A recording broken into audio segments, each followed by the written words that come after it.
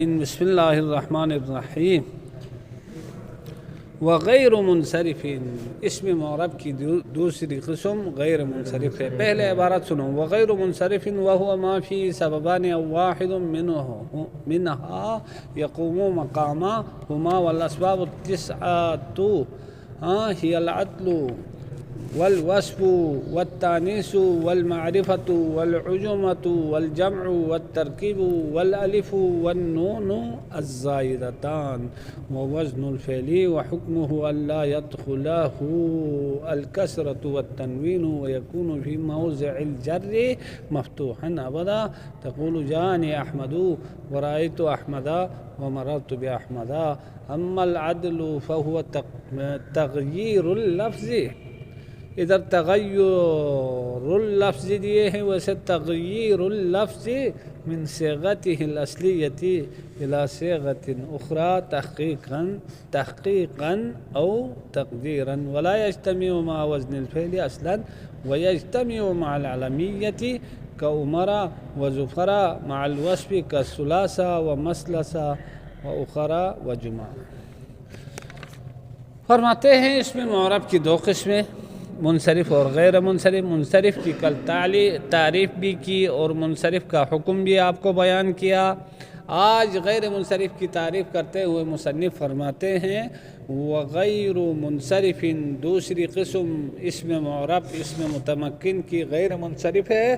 وہوا ما فیہ سببان، غیر منصرف ہر وہ اسم ہے جس میں دو سبب ہو، او واحد منہا، یا ان 9 اسباب میں سے کوئی ایسا سبب ہو، یقوم مقامہما، جو قائم ہوتا ہے مقامہما، 2 سبب کی جگہ میں، تو ایسے اسم کو غیر منصرف کہتے ہیں.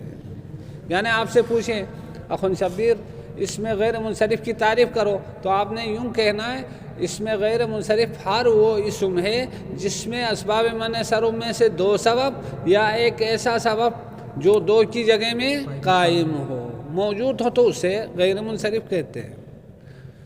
اچھا، والاسباب التسعۃ، اور اسباب 9 اسباب وہ کون سے ہیں؟ ہی العدل، نمبر 1 عدل ہے، نمبر 2 وصف ہے، نمبر 3 تانیث ہے، نمبر 4 والمعرفۃ، علم ہے، اور نمبر 5 جو ہے وہ والعجمۃ، عجمہ ہے، والجمع 6 نمبر پہ جمع ہے، یعنی جمع منتہی الجمع، ہر جمع اسباب منع صرف میں سے نہیں. اسی طرح ہر معرفہ اسباب منع صرف میں سے نہیں، صرف علم معیار ہے.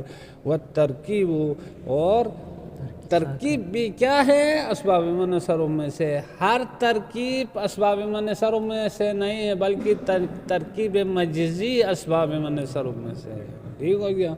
والالف والنون، اور ہر وہ الف اور نون ہیں جو کلمے میں زائد ہوتے ہیں، اسم اور فعل میں، اسم میں زائد ہوتے ہیں یا صفت میں زائد ہوتے ہیں. ووزن الفعل، اور 90 نمبر پہ وزن فعل ہے. یہاں تک گل سمجھ میں آئی؟ یہ تو اسباب منع صرف آپ کو گن کے دے گی، اصل بات یہاں سے چلتی ہے. ایک تو غیر منصرف کی تعریف تھی جو آپ کے لیے امپورٹنٹ ہے، اور دوسری چیز سمجھنے کی یہاں سے ہے وحکمہ، اور غیر منصرف کا حکم اللہ یدخلہ الکسرۃ والتنوین. غیر منصرف کا حکم کیا ہے؟ کسرے کا اس پر داخل نہ ہونا اور تنوین کا داخل نہ ہونا، یہ اس کا حکم ہے. یعنی اس میں غیر منصرف پہ نہ تو کسرہ آ سکتا ہے اور نہ تو تنوین داخل ہو سکتی ہے. سمجھ میں آئی بات؟ تو پھر حالت جری میں کیا ہوگی؟ اس کی علامت مجرور ہونے کی، تو فرماتے ہیں وَيَكُونُ فِي مَوْضِعِ الْجَرِّ مَفْتُوحًا أَبَدًا.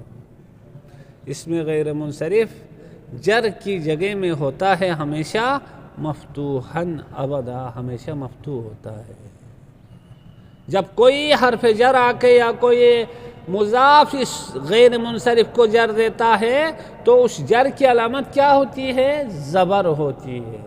سمجھ میں آئی بات؟ فتحہ اس کی علامت ہے. تقول، جیسے آپ کہیں گے جانی احمد، میرے پاس احمد آیا. ورأیت احمد، میں نے احمد کو دیکھا. ومررت بأحمد، اور میں احمد کے پاس سے گزر گیا۔ اب احمد کیا ہے؟ غیر منصرف ہے۔ احمد کیا ہے؟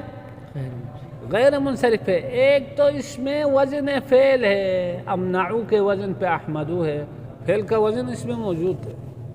اچھا، دوسرے نمبر پہ کیا ہے؟ احمد علم ہے۔ دوسرے نمبر پہ احمد کیا ہے؟ علم ہے، نام ہے۔ تو ان دو چیزوں کی وجہ سے احمد غیر منصرف ہے۔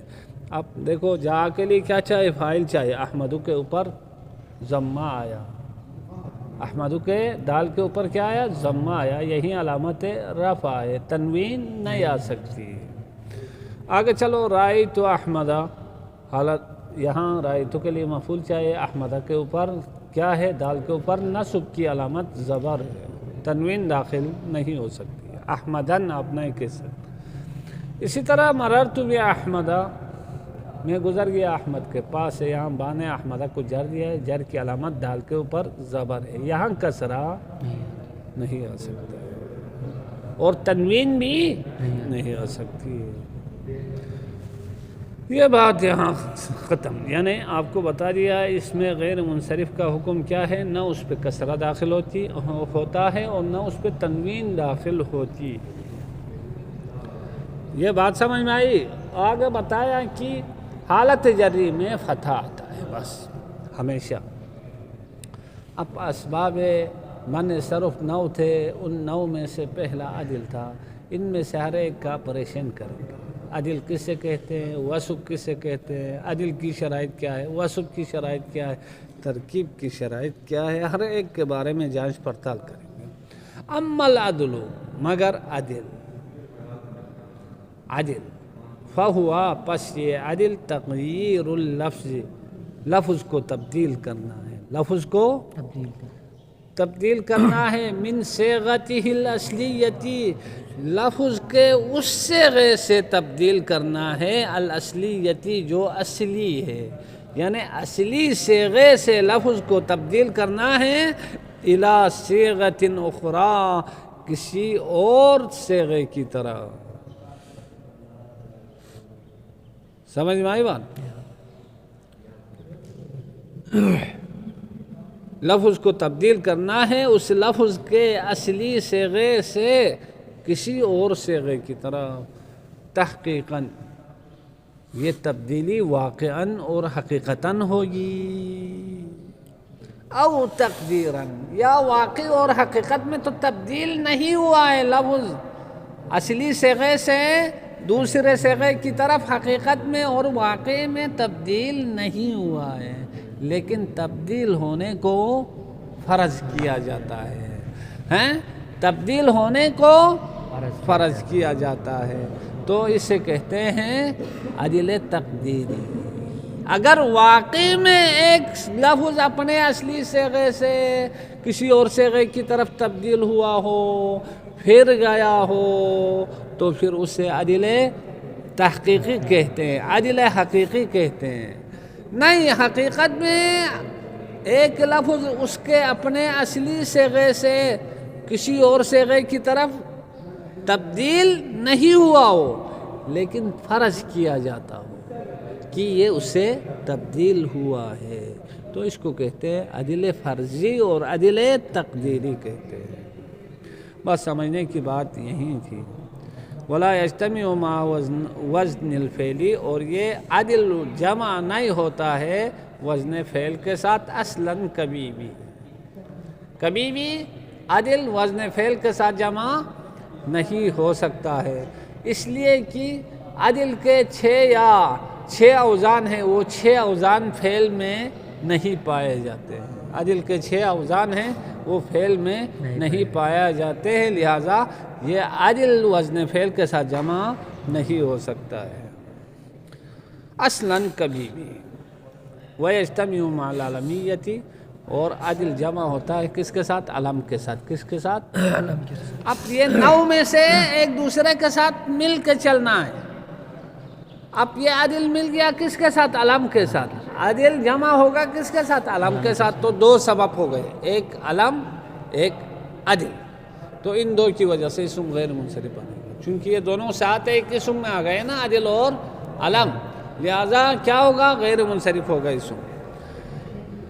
اچھا، وَيَجْتَمِعُ مَعَ الْعَلَمِيَّةِ، عدل جمع ہوتا ہے مع العلمیت علم کے ساتھ، کا عمر و ظفر، جیسا کہ عمر اور ظفر ہے.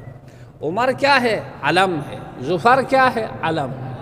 اور ساتھ ساتھ ان میں عدل بھی ہے. عدل کس طرح ہے؟ علماء نحوین نے اس کو غیر منصرف استعمال کرنے کے لیے اور کوئی چارہ نہیں ہو گیا تو عمر کو عامر سے عدول فرض کیا، ظفر کو ظافر سے عدول فرض کیا. یعنی اصل میں کیا تھا؟ عامر تھا، اصل میں ظافر تھا، وہاں سے تبدیل ہو کے عمر اور ظفر بن گیا. اس بات کو فرض کر دیا گیا تاکہ عمر اور ظفر کو غیر منصرف استعمال کرے، تاکہ عمر اور ظفر کو غیر منصرف استعمال کرے. اچھا،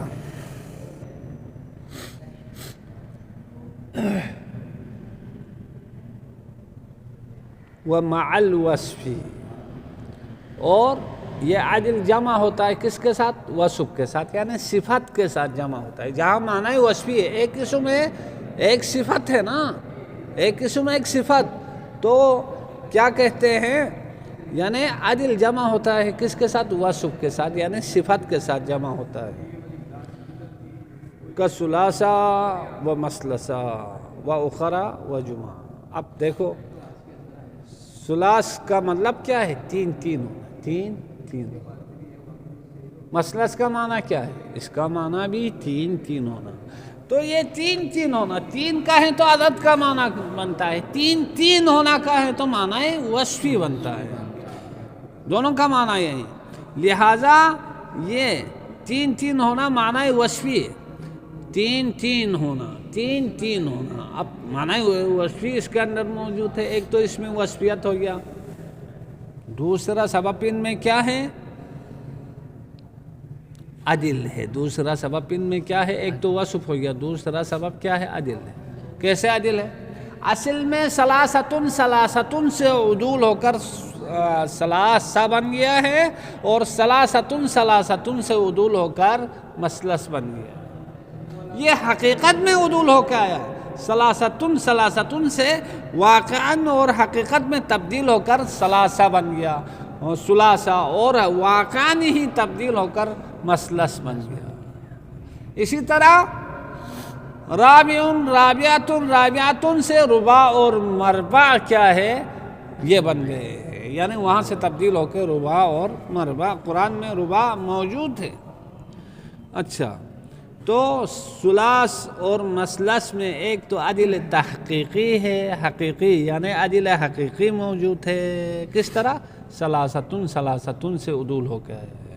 ان دونوں کا معنی تین تین ہونا ہے نا، تو تین تین، یعنی اس کا مطلب یہ ہے ثلاثتن ثلاثتن، تین تین، ادھر سے عدول ہو کے یہ بنے ہیں. اور دوسرا اس میں کیا ہے؟ معنی وصفی ہے. یہ تین تین ہونا صفت والا معنی ہے، اسم والا معنی نہیں. وہ اخر و جمعہ، اسی طرح اخر اور جمعہ. اخر کیا ہے؟ سب سے آخر. جمعہ جمعہ یعنی سب سے زیادہ جمع کر، سب سے زیادہ جمع. اب کیا ہے؟ ان میں معنی وصفی تو موجود ہے نا، سب سے آخر کا معنی وصفی ہے. اسی طرح زیادہ جمع کہیں پھر بھی معنی وصفی ہے. تو عدل کس طرح ہے؟ عدل یہ کیا کہتے ہیں؟ اخر جمع ہے کس کا؟ اخرا کا. اخرا مؤنث ہے کس کا؟ الآخر کا، یعنی آخرو کا مؤنث ہے. اب کیا ہے؟ اس میں تفضیل کے استعمال کے تین طریقے ہیں. من کے ساتھ استعمال ہوگا، اضافے کے ساتھ استعمال ہوگا، الف لام کے ساتھ استعمال ہوگا. ہاں، تو ان تین میں سے کیا ہے؟ اضافے کی طرف کوئی نہیں گئے، لیکن یا تو الآخرو یا تو آخر من سے عدول ہو کے آیا، یا تو آخر من سے عدول ہو کے اخر بن گیا ہے. اسی طرح کیا ہے؟ الاجمعو سے کیا کہتے ہیں؟ یا اجمعو من سے عدول ہو کر جمعہ اور اخر بن گئے ہیں. لہٰذا یہ دونوں عدل حقیقی ہے، عدل تحقیقی ہے. سمجھ میں آئی بات؟ میں آگے جا کے یعنی یہ جمعہ کیا ہے، جماواتی یا جماوات، اس طرح کی باتیں آپ کو نہیں کی ہے، لمبی پڑ جائے گی، اس لیے میں نے شارٹ کر کے یہ بتا دیا کہ یا تو یہ الآخر من سے عدول، آخر من سے عدول ہو گیا ہے، یا تو الآخر سے عدول ہو گیا ہے، شارٹ الفاظ میں آپ کو یہی کہا ہے، سمجھ میں آئی بات؟